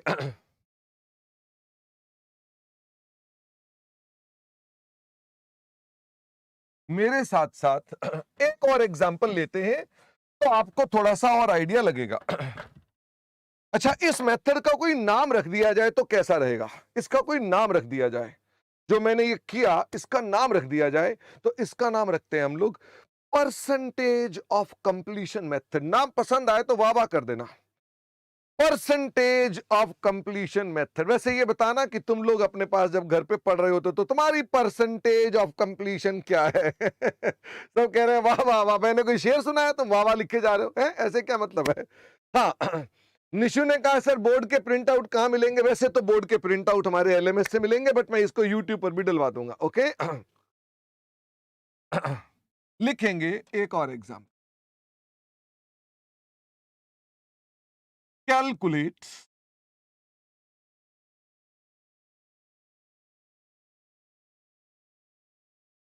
रेवेन्यू फॉर ईच ईयर। लिखना टोटल एस्टिमेटेड रेवेन्यू। बताओ भाई, मेरे को ईयर 1 में क्या लग रहा है कि हम कितना रेवेन्यू लेंगे? फटाफट से बताओ, क्या मुझे ये लग रहा है? हाँ, मुझे लग रहा है कि हम कितने का काम करेंगे? हम 10 लाख रुपए का काम करेंगे। जो हमको काम दिया है शशांक ने, सारे बच्चे बताओ, शशांक ने मुझे जो काम दिया मैं कितने में करूंगा? 10 लाख में। मैंने पहले साल में 30% काम कर दिया है। ये मेरी हो गई परसेंटेज ऑफ कंप्लीशन। ईयर 2 में आकर के मुझे लगता है कि नहीं नहीं, मैं शशांक से 12 लाख लूंगा। बताओ मैं शशांक से 12 लाख क्यों लूंगा? क्या मेरे चाचा का लड़का है वो जिससे मैं 12 लाख रुपए लूंगा? फटाफट से बताओ, व्हाई आई एम सेइंग कि मैं अब उससे 12 लाख रुपए लूंगा। क्योंकि शशांक के साथ कुछ काम में वेरिएशंस आ गई। क्या काम में कुछ वेरिएशंस आ सकती हैं? हाँ। अच्छा, कई बार ऐसा भी हो सकता है कि वेरिएशन नहीं है, पर शशांक मुझे लग रहा है कि मेरे को इनाम देगा। आहा हा, शशांक को लग रहा है ये तो बड़ा अच्छा आदमी है यार, मैं 10 नहीं तेरे को 12 दूंगा। आहा हा। अब आप में से कुछ बच्चे कहेंगे सर शशांक ऐसा क्यों करेगा? करेगा शशांक, ऐसे भी तो लोग हैं, सारे तुम्हारी सोच के थोड़ा ना कि वो शशांक क्यों करेगा, शशांक करेगा। क्या इस पैसे के बढ़ने के कारण में वेरिएशन ऑफ वर्क हो सकता है, इंसेंटिव्स यानी कि इनाम हो सकते हैं, एस्केलेशन हो सकते हैं। एस्केलेशन का मतलब क्या होता है? मैं शशांक के आगे हाथ जोड़ दे, मैं कहा भाई साहब मैं 10 लाख का कॉन्ट्रैक्ट कर लिया था, पीछे सीमेंट बहुत महंगा हो गया है, मेरे बस का नहीं है। शशांक ने कहा अच्छा अच्छा, हाथ मत जोड़ो, ऐसा करते हैं 2 लाख रुपए एक्स्ट्रा ले लेना, काम करो। क्या आपको समझ में आई? ना उसने मुझे इनाम दिया, ना उसने काम बढ़ाया। बताओ किस बात के पैसे देगा? उसने कहा चलो पता चला तुम्हारा एस्केलेशन हो गई है, प्राइसेस में महंगाई हो गई है, उसने कहा हम तुम्हें पैसे देने के लिए तैयार हैं। इसे बोलते हैं एस्केलेशन। तो हर्ष और हर्षिता, हम इसे इन्फ्लेशन नहीं बोलते, we call it escalation. Okay. तो मुझे यहां पर लग रहा है कि मुझे 12 लाख देगा। वैसे अब तक मैं कितने परसेंट काम कर चुका हूं? 70%। अच्छा, ये मैं कुछ भी ना लिखूं तो ये ड्यूरिंग द ईयर 2 लिखूंगा या मैं क्यूमुलेटिव लिखूंगा? तो मैं अब से हमेशा जब भी लिखूंगा ये क्यूमुलेटिव लिखूंगा, मतलब अब तक 70। मुझे बताओ अब तक 70 का मतलब कितना हो गया? दूसरे साल में कितना काम और कर लिया तुमने? दूसरे साल में 40% काम और कर लिया। ईयर 3 में आकर तुम्हारा अब रेवेन्यू हो गया है 15 लाख। शशांक ने तो गजब ही कर दिया। शशांक कह रहा मैं आपको सर हम तो और काम दे रहे हैं आपको। मैंने कहा लो, और मैंने अपने पास 100% काम कंप्लीट भी कर लिया है। मुझे रेवेन्यू चाहिए, मैंने ऑलरेडी क्वेश्चन में लिख दिया है, फॉर ईच ईयर। तो मुझे ये बताओ अर्जुन, पहले साल का रेवेन्यू क्या होगा? अर्जुन बताएगा। आपका नाम ही अर्जुन है। आप में से कुछ को बच्चा कहेगा सर अर्जुन तो कोई भी नहीं है। मैं आपको बड़े प्यार से अर्जुन बुलाता हूं क्योंकि तुम्हारा तीर सीधा मछली की आंख पे होना चाहिए। अर्जुन बताओ पहले साल का रेवेन्यू कितना है? पहले साल का रेवेन्यू 3 लाख रुपए। अब मुद्दे की बात आती है, दूसरे साल में क्या ये भी बदल गया और ये भी बदल गया? हम्म तो आप ट्राई करो, दूसरे साल का रेवेन्यू कैसे निकालेंगे। ध्यान देना, जो पिछला तो चेंज हो गया भाई, अब रेवेन्यू 12 लाख हो गया तो इसका भी तो 30% हो गया। तो फटाफट से मुझे बताओ दूसरे साल का रेवेन्यू क्या होगा? भाई पहले साल का रेवेन्यू तो आपने निकाल दिया, 10 लाख का 30%, 3 लाख। सेकेंड ईयर का रेवेन्यू कितना होगा? तो आप कहेंगे सर 12 लाख का हमने 40% और काम कर लिया, 4,80,000। बट अभी भी एक प्रॉब्लम है, बताओ क्या? भाई तुमने 12 लाख का तो 40 कर दिया, पर यह भी तो 12 का 30 होना चाहिए था। तब पता नहीं था मुझको, तब थोड़ा ना पता था। तो मुझे ये बताओ इसका मतलब क्या इस अमाउंट को भी मैंने 30% लिया हुआ है, क्या ये भी कितना लेना चाहिए था? ये 3,60,000 लेना चाहिए था, मैंने 3 लाख लिया हुआ है, क्या 60,000 और जोड़ना पड़ेगा? फटाफट से बताओ भाई। 12 लाख का भी 30 होना चाहिए था, यानी 360, पर मैंने कितना लिया हुआ है? मैंने 10 लाख का 30 लिया हुआ है। तो बताओ मेरा रेवेन्यू कितना हो गया? 5,40,000। मैं ये कह रहा हूं, ये तरीका थोड़ा कॉम्प्लेक्स नहीं हो गया? ये तरीका थोड़ा कॉम्प्लेक्स नहीं हो गया?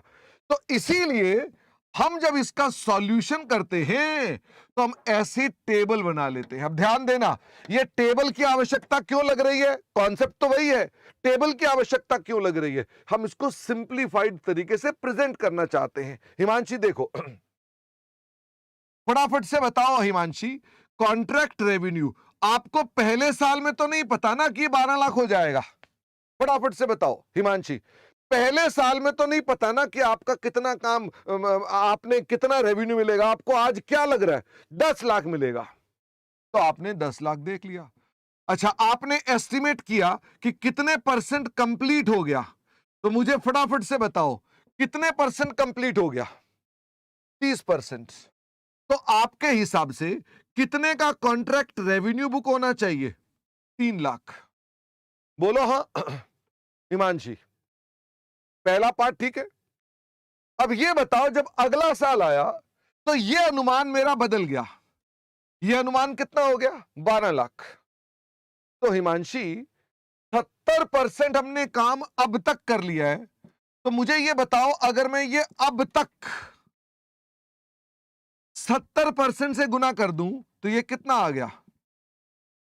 840। अब ये बताओ, ये 840 दूसरे साल का रेवेन्यू है या अब तक का रेवेन्यू है? फटाफट से बताओ भाई। अब 12 लाख का काम हमने धंधा उठा लिया है और 70% अब तक कर लिया है, तो इसका मतलब दोनों वर्षों का, ईयर 1 का भी और ईयर 2 का भी 70%। तो 840 रेवेन्यू किस किस का हो गया? ईयर 1 का भी और ईयर 2 का भी। इसमें से क्या माइनस कर दो? कुछ रेवेन्यू तो तुम बुक कर चुके हो ना हर्षिता? तो कितना रेवेन्यू तुम बुक कर चुके हो? Minus revenue already recognised. कितना रेवेन्यू रिकॉर्ड कर चुके हो? 3 लाख। तो what is the contract revenue to be recorded? कितना हो गया जी contract revenue to be recorded? तो contract revenue to be recorded हो गया 5,40,000। क्या पिछली वाली कैलकुलेशन से ज्यादा आसान नहीं है ये? This is more simpler approach. कर वही रहा हूं। इसका मतलब क्या, ऐसा करने से मैं अपने पास सेकेंड ईयर का रेवेन्यू भी बुक कर रहा हूं और पिछले साल का रेवेन्यू में जो गलतियां हो गई थी उसको भी ठीक कर रहा हूं। एग्रीड? फटाफट से बताओ तो ये एक एक्सेल शीट बन गई। वैसे ये बताओ, कुल मिलाकर ये एक्सेल ही तो है, और क्या है? आपको बस एक्सेल के अंदर करवा नहीं रहा मैं। अब मुझे बताओ, तीसरे साल में मैं जब रेवेन्यू निकालूंगा ईयर थर्ड में, अगर मैं इसके मुताबिक करता तो हम कहते भी 70 का 30% और काम कर लिया। तो फटाफट से बताओ, ये तो हम फंस जाते कि 15 लाख का 30% काम कर लिया, फिर उसके अंदर पिछले साल का भी, सेकंड ईयर का भी कुछ काम कर लिया, फर्स्ट ईयर का भी कर लिया, हम तो पागल हो जाते। तो हम इसलिए अपना फॉर्मूला वही रखेंगे, हम अब तक की बात करेंगे। मुझे बताओ ईयर 3 में कितना धंधा, हम कितने रुपए का काम कर चुके हैं? फटाफट से बताओ प्रीति, तरुण, अंकित, कितना काम? हमारा रेवेन्यू कितना है? 15 लाख। अब तक कितना काम हो चुका? 100%। तो मुझे बताओ, अब तक कितना रेवेन्यू बुक होना चाहिए? अब तक कितना रेवेन्यू बुक होना चाहिए? भाई 15 लाख का टोटल काम था और 100% हम पूरा कर चुके हैं, तो क्या पूरी इनकम बुक होनी चाहिए? पूरी रेवेन्यू बुक होना चाहिए? The answer is yes. क्या कुछ रेवेन्यू हम ऑलरेडी बुक कर चुके हैं पिछले 2 वर्षों में? पिछले 2 वर्षों में कितना रेवेन्यू बुक कर चुके हैं? 3 लाख ये रहा, 540 ये रहा, या ये देख लो 840। दोनों बातें एक ही हैं भाई। ये अब तक का है ना, दूसरे साल में अब तक, इन दोनों को जोड़ लो या इसको देख लो। इसका मतलब 840 तक का काम कर चुके हैं। तो मुझे बताओ देयरफॉर कितने का रेवेन्यू है जो आपको और बुक करना चाहिए? 6,60,000। मैं अभी प्रेजेंटेशन पे ध्यान नहीं दे रहा हूं, मैंने अभी इनके ऊपर नहीं लिखा कि बेटा ये वर्ड कैसे लिखे, ये कैसे लिखे, ये कैसे लिखे, ये कैसे लिखे। मैं आपको सिंपली एक आइडिया दे रहा हूं कि हम अपने पास किस तरह से काम करते हैं। अभी आपके मन में क्वेरी आ रही होगी, आई कि नहीं आई पता नहीं। बोलो शर्मा जी ये तो बताया ही नहीं आपने कि ये डिग्री निकालते कैसे हैं। ये तो बताया ही नहीं कि ये डिग्री निकालते कैसे हैं। इसका मतलब ये कि धीरे धीरे धीरे से हर बात को समझाना, जल्दी नहीं है मुझे कोई भी, इसलिए आपको भी नहीं होनी चाहिए। हम इसको फॉर्मूले में कन्वर्ट करके फिर आपको बताएंगे कि इसका तरीका क्या है।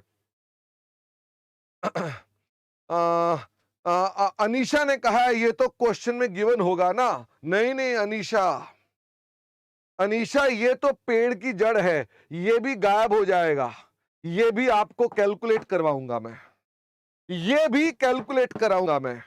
ओ माय गॉड, और अभी मैं खर्चे डाल के प्रॉफिट भी निकलवाऊंगा।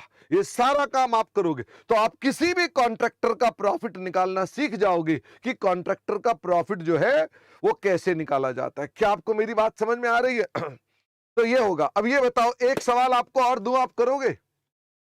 एक सवाल आपको दिया जाए, इसका प्रिंट आउट ले लेते हैं। इफ नथिंग इज मेंशन, हाँ तो बेटा हमेशा हम लोग मानेंगे कि ये क्यूमुलेटिव है। ओके, अगर कुछ भी लिखा हुआ नहीं है तो आप हमेशा इसे मानेंगे क्यूमुलेटिव है। मैं बाद में आपको निकालना सिखाऊंगा तो आपको पता चलेगा ये क्यूमुलेटिव ही निकलेगा हमेशा। ओके, तो मैं आपको ये निकलवा दूंगा। मैंने इसका प्रिंट आउट ले लिया है। इसके प्रिंट आउट एलएमएस पर मिल जाएंगे, या अभी कुछ दिन क्लासेस यूट्यूब पर भी रहेंगी तो यूट्यूब पर भी मिल जाएंगे।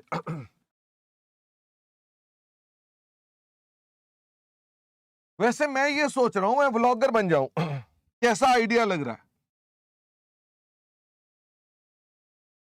एग्जाम्पल,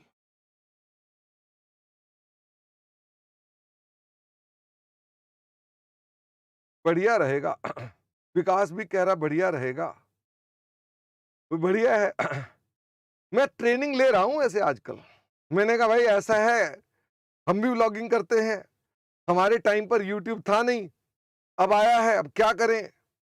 अच्छा आपको मैं बता दूं कि वैसे मेरी और आपके पापा की उम्र बराबर है। तो आप मेरे को चाचा ताऊ बोल सकते हो। अब बोल सकते हो चाचा जी कैसे हो, मैं आपके चाचा और ताऊ का जी उम्र का हूं। ठीक है, तो अंकित ने कहा मैं बोलूंगा आपको आज से ओके ताऊ जी। ओके, तो आपके चाचा और ताऊ अगर ब्लॉगिंग करें तो चलेगा? अरे सर चलेगा, कोई दिक्कत की बात नहीं, हम तो कोई दिक्कत की बात नहीं। तो हम लोग अपने पास चाचे ताऊ भी अब ब्लॉगिंग करेंगे, अब जमाने में पीछे ना रहेंगे। ठीक है। चलो। हाँ दीपांशी कह रहे हैं आप ब्लॉगिंग करोगे तो पढ़ाना छोड़ दोगे। नहीं नहीं, मुझे ना खाने पीने का बहुत शौक है, तो मैं जगह जगह जाके खा खा के बताऊंगा कि इसके छोले भटूरे कैसे हैं और इसका सामान खाने पीने की कचौड़ी कैसी है या इसके समोसे कैसे, ये आपको बताऊंगा मैं। ओके। इससे मेरा भी काम चल जाएगा और आपका भी काम चल जाएगा। भाई इतना सही करेंगे, जब जब छुट्टी हुआ करेगी तो आपको बताएंगे कौन सी दुकान के दही भल्ले अच्छे हैं और किसके नहीं है। लिखो L&T has a contract for rupees 20 lakh.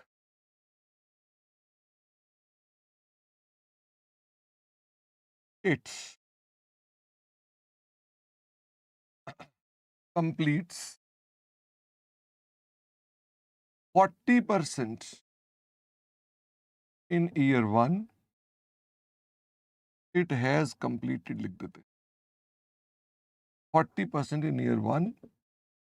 It has completed 70% up to year 2. 70 को 65 कर देते हैं, पिछली बार भी वही था। It has completed 95% up to year 3, और it has completed 100% up to year 4. अच्छा आप में से किसी बच्चे ने कॉन्ट्रैक्ट कॉस्टिंग के अंदर भी पढ़ी हुई है? आप में से तो बहुत बच्चे तो ऐसे होंगे जो डायरेक्ट एंट्री से आए हैं, तो उन्होंने हो सकता पढ़ी हो। हर्षिता कह रहे हैं हाँ सर हमने तो पढ़ा हुआ है, गौरी ने भी पढ़ा हुआ है, बहुत बच्चों ने मना भी किया है। और मुझे इससे आइडिया लग गया कौन कौन से डायरेक्ट एंट्री के हैं और कौन कौन से नहीं है। दीक्षा ने भी पढ़ा हुआ है, आशुतोष ने भी पढ़ा हुआ है, आशीष ने भी पढ़ा हुआ है, रुपेश ने भी पढ़ा हुआ है। क्या वहां ऐसे रेवेन्यू निकालते थे जैसे मैं सिखा रहा हूं? तो जिन्होंने पढ़ा हुआ है वो बताओ क्या ऐसे रेवेन्यू निकालते थे? अवनी कह रहे हैं नहीं नहीं ऐसे तो नहीं निकालते थे। तो क्या वो जो कॉस्टिंग में निकालते थे वो एज पर एएस था या मन गढ़ंत था? वो एज पर एएस था कि मन गढ़ंत था? वो मन गढ़ंत था। सर वर्ड था क्यों बोल रहे हो? क्योंकि सीए इंस्टीट्यूट को जब होश आई है तो उसने वो चैप्टर भी डिलीट कर दिया है कॉस्टिंग में से। ओ माय गॉड! सर क्या मई 2024 की कॉस्टिंग में कॉन्ट्रैक्ट कॉस्टिंग हटा दिया गया है? हाँ, अब यही है कॉन्ट्रैक्ट कॉस्टिंग। तुम ही हो माता पिता, तुम ही हो, अब यही है। तुम ही हो बंधु सखा, यही है भाई कॉन्ट्रैक्ट कॉस्टिंग, और कुछ नहीं है। तो जो आपने वहां पढ़ा था वो छोड़ दो, वो नहीं चाहिए आपको, यही है सब कुछ। ओके, हाँ, जिंतु कह रहे हैं सर आप अच्छा गाते हो। वैसे मैं बताता हूं मैं क्यों गाता हूं। वो जो आपके आसपास मच्छर उड़ रहे हैं ना, वो जब गाने की आवाज सुनते हैं तो वो स्क्रीन से जाके टक्कर मारते हैं मेरे को मारने के लिए और मर जाते हैं। तो मैं ये गाना गा के आपके पास इर्द गिर्द जो मच्छर बैठे हैं उनको हटा रहा होता हूं, ठीक है। चलिए, तो मैंने कहा ऐसा ऐसा है, फिर मैंने कहा contract variations in year 2 plus 5 lakh, इसका क्या मतलब है? What does contract variations in year 2 means? दूसरे साल में प्लस 5 लाख की वेरिएशन आई है। इसका मतलब ये हो गया कि अब 20 लाख के स्थान पर हमें कितने पैसे मिलेंगे? हमें अब 25 लाख मिलेंगे। अच्छा, ये 25 ही मिलने थे तो पहले दिन क्यों नहीं बताया उसने?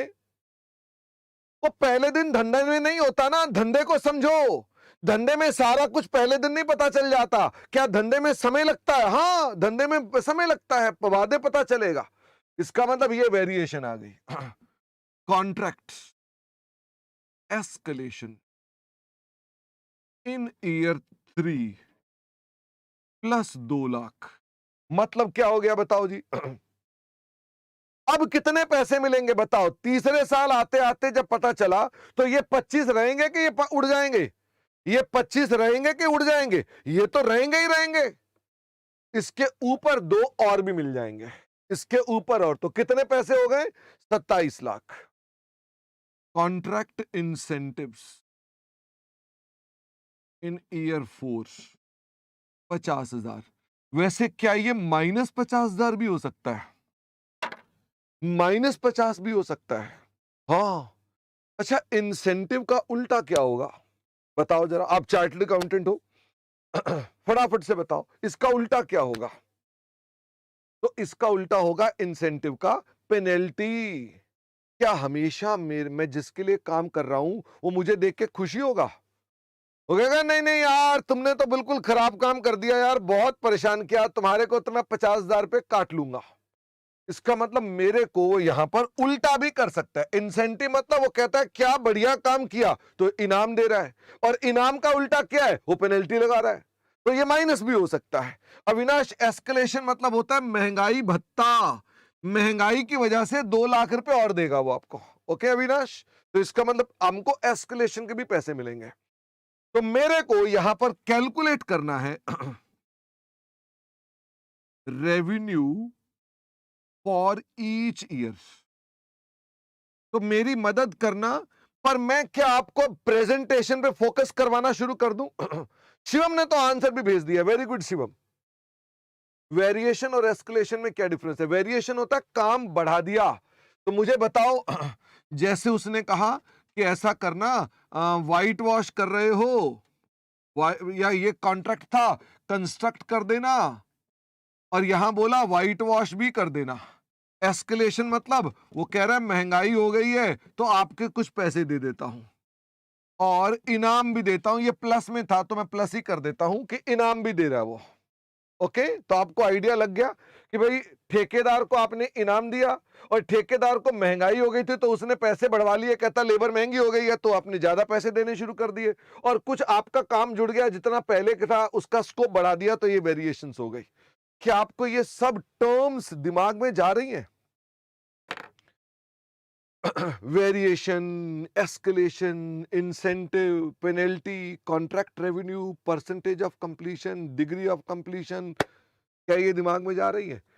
धीरे धीरे तुम्हारे दिमाग में अकाउंटिंग स्टैंडर्ड जा रहा है और तुम्हें पता भी नहीं चलेगा। अभय कह रहा है यस ताऊ जी, यस ताऊ जी के भतीजा जी, ठीक है भतीजा ही बोलूंगा ना आपको। तो मैंने कहा रेवेन्यू निकालना है। अब मेरा सवाल ये है, आई वॉन्ट कि आप अपने पास इसका एक प्रॉपर प्रेजेंटेशन भी सीखें आंसर के साथ साथ। क्या प्रेजेंटेशन भी इंपॉर्टेंट है? केक स्वाद नहीं होता, प्रेजेंटेशन की वजह से स्वाद लगता है। आप बोलो हा हा हा हा। केक स्वाद नहीं होता, प्रेजेंटेशन से स्वाद लगता है। ऐसे प्रेजेंट करते हैं तो लगता है अरे बहुत इंपॉर्टेंट है ये, ठीक है। चलिए चलिए अब मेरे साथ साथ इसकी प्रेजेंटेशन करेंगे। ये हिंदी वाला रब करना चाहता हूं तो कर दूं कि नहीं करूं? हिंदी वाला रब करते हैं। एक बच्चा बार बार मेरे को डिमोरलाइज कर रहा है। कुशल अग्रवाल मेरे को डिमोरलाइज कर रहा है। यूट्यूब पे बार बार पब्लिकली कह रहा है poor joke, poor joke, poor joke. दिल पे चोट लग रही है बेटा। पुअर जोक बोलते हो तो दिल को झटका लगता है। बोलो क्या वटा जोक ये बोलो, ठीक है। अपने टीचर का मोटिवेशन बढ़ाओ, घटाओ मत। मैं कह रहा हूं यार, मैं तो यार ये जोक पहली बार था ही नहीं जिसको तुम बोल रहे हो पुअर जोक, वो था ही नहीं जोक, ठीक है। वापिस आओ। तो इसे रब कर रहा हूं मैं, इसे रब कर देता हूं मैं और यहां पर लिखो सॉल्यूशन। अब हम प्रेजेंटेशन पे पूरा फोकस करेंगे। सॉल्यूशन में लिखेंगे क्या मांगा है, फटाफट से बताओ, मांग पढ़ो। मांग क्या है? बताओ बताओ, मांग क्या है? Revenue for each year. क्या मांग रहा है आपसे वो? Revenue for each year, calculation of revenue for each. बच्चे ने बोला है सर आप टैब पे नहीं पढ़ाते। अब तुम्हारे ताऊ जी पढ़ाएंगे तो टैब पे पढ़ाएंगे कि बोर्ड पे पढ़ाएंगे? बताओ जरा। मेरे पास ऐसा ना समझो कि टैब नहीं है। ये देखो, दिखाने के लिए टैब मेरे पास भी है। ओ माय गॉड, इस्तेमाल नहीं करते बस इसका हम, ठीक है। तो हम थोड़े देसी टीचर हैं और देसी से आपको समझ में आ जाएगा, ठीक है। Contract, calculation of revenue for each year. तो सबसे पहले हमारे पास हैं 4 वर्ष, तो यहां लिखें particulars. Year 1, year 2, year 3 and year 4। तो आप भी प्रॉपरली ये ड्रॉ करें। आपके पास तो फुट्टा भी होगा, तो फुट्टे से ड्रॉ करो। फटाफट से बताइए, ड्रॉ कर लिया कि नहीं किया?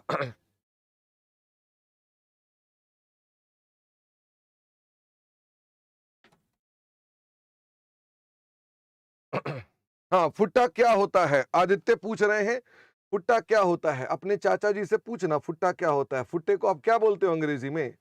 फुट्टा मतलब 1 फुट, ठीक है। फुट्टा वर्ड बना फुट्टे से, मतलब 1 फुट। 1 फुट के स्केल को फुट्टा बोलते हैं, ठीक है। चलिए, तो यहां आइए, आपको हम देसी बना देंगे, ठीक है। आपको हम देसी बनाने का पक्का जिम्मा लेते हैं। तुम मुझे मॉडर्न नहीं बना पाओगे, मैं तुम्हें देसी बनाऊंगा, ठीक है। तो सबसे पहले लिखो टोटल एस्टिमेटेड कॉन्ट्रैक्ट रेवेन्यू। तो मुझे फटाफट से बताना कि आपका ओपनिंग में कितना बैलेंस था जो आपने अपने पास इसमें किया। कोई नहीं था। आपने न्यू कॉन्ट्रैक्ट लिया है, तो न्यू कॉन्ट्रैक्ट में आपके पास कितने का रेवेन्यू मिलना चाहिए? टोटल 20 लाख का। क्या पहले साल में कोई वेरिएशन है? कोई नहीं। क्या पहले साल में कोई एस्केलेशन है? कोई नहीं। क्या पहले साल में कोई इंसेंटिव? अरे ना भाई ना। तो मुझे ये बताओ, आपका टोटल एस्टिमेटेड रेवेन्यू कितना हो गया? फटाफट से बताएंगे, पहले साल का टोटल एस्टिमेटेड रेवेन्यू कितना हो गया? टोटल एक बच्चा जो 20 लाख 8 लाख बता रहा है, मैं पूछ रहा हूं टोटल। तो मैं अभी ईयर बाय ईयर नहीं किया है, टोटल 20 लाख। अच्छा ये बताओ, क्या इतना कुछ बगैर लिखे भी तुम्हारा आंसर 20 लाख ही था? इतना कुछ बगैर लिखे भी 20 लाख ही था? तो फिर आपको मैंने इसमें क्या सिखाया? बातों ही बातों में तुमने क्या सीख लिया? तुमने क्या सीख लिया कि इस 20 लाख को ऐसे दिखाना है। Okay, this is the way you have to show it. अच्छा, अगले साल मुझे बताओ कितने का तुम्हारा अनुमानित रेवेन्यू पहले से चलता आ रहा था? 20 लाख का। क्या दूसरे साल में कोई बदलाव हुआ, बढ़ा या घटा? बताओ जरा, दूसरे साल में सवाल को पढ़ें और बताएं दूसरे साल में क्या हुआ। दूसरे साल में हमारे पास क्या हुआ? बढ़ा। क्या बढ़ा? वेरिएशन एस्केलेशन के इंसेंटिव। क्या बढ़ा? वेरिएशन बढ़ी। 5 लाख। क्या हर चीज भी अगर सवाल वाला चाहता तो एक सवाल में मैथमेटिकल वो डाटा डालता, ये लो हर साल ये 3 3 4 4 चीजें आ रही हैं, तो कोई टेंशन थी या डील कर सकते हैं? अगर मैं यहां हर साल में चेंजेस करता जाता तो कौन सी आफत है, बस मैग्नीट्यूड बढ़ जाता, निपट तो उसको भी लेते हम लोग। तो मुझे बताओ टोटल रेवेन्यू कितने का हो गया? 25 लाख। 25 लाख, 25 लाख, 25 लाख बोले तो दरवाजा खोल देना। ये किस फिल्म का डायलॉग है? हम दरवाजे पे आके बोले ना 25 लाख, 25 लाख, 25 लाख, तो दरवाजा खोल देना। ये किस फिल्म का डायलॉग? अभी देखते हैं आपको कितनी फिल्में याद है। हाँ, अंकित कह रहा है डॉन। जी नहीं, माला माल वीकली। ठीक है, फिल्म का नाम है माला माल वीकली। चलिए, तो अब मुझे बताओ अगले साल में कितना अमाउंट आ गया? एस्केलेशन का अमाउंट आ गया 2 लाख रुपए। यह आ गया 27 लाख रुपए। क्या अब मुझे बताइए कि हमारे पास 50,000 और बढ़ गए तो ये मेरे पास रेवेन्यू आ गया? फटाफट से बताइए, क्या आगे चल सकते हैं? आप यहां तक पहुंच चुके कि नहीं पहुंचे? यहां तक पहुंचे कि नहीं पहुंचे? हाँ, पंकज ने मोटिवेट किया है मुझको, कह रहा है क्या जोक सुनाया है। इससे भी डिमोटिवेट हो रहा हूं मैं कि जोक तो था ही नहीं। चलिए जी, मुझे भी ये बताओ, what is the degree of completion? ये क्या बतानी है? फॉर द ईयर बतानी है कि अप टू बतानी है? ये अप टू बतानी है। मोहम्मद इरफान कह रहे हैं 50,000 तो माइनस था, प्लस कर दिया ना बेटा हमने वर्ड, फिर मैंने इसको रब नहीं किया था ना, वो तो समझाने के लिए मैंने बताया कि पेनल्टी होती तो माइनस होती, इंसेंटिव है तो प्लस है। क्वेश्चन में मैंने माइनस लिख दिया, मैंने माइनस कहां लिखा है? प्लस किया ना मैंने, ये मैंने माइनस कहां लिख दिया भाई? कौन सा माइनस लिख दिया? हाँ, अर्पित अप टू ही लेंगे। अरे भाई ये प्लस है ना मेरे बच्चे, इनाम है। आप अभी तक पिछले क्वेश्चन में अटके हुए हैं, मैंने बीच में इसको पेनल्टी बोला था, ये पेनल्टी है थोड़ी ना। प्लस कर दिया ना मैंने, क्वेश्चन को चेंज उसी वक्त आपको चेंज करके समझाया था, वापस ओरिजिनल क्वेश्चन पे आ गया। बोलो, चले आगे। अर्पित हम अप टू क्यों लेते हैं? क्योंकि अगर अप टू नहीं लोगे तो फिर बैक डेट में आगे चेंज कैसे करोगे? क्योंकि आप आज अपने पास कोई चेंज करते हो तो बैक ईयर में भी चेंज करना पड़ता है, तो अप टू ले लेते हो तो बैक वाला अपने आप ठीक हो जाता है। ठीक है, चलिए, मुझे बताओ पहले साल में कंप्लीशन हो गई है 40% और दूसरे साल में अप टू कितनी हो गई है? 65%। तीसरे में हो गई है 95% और ये कितनी हो गई? 100%। तो कॉन्ट्रैक्ट रेवेन्यू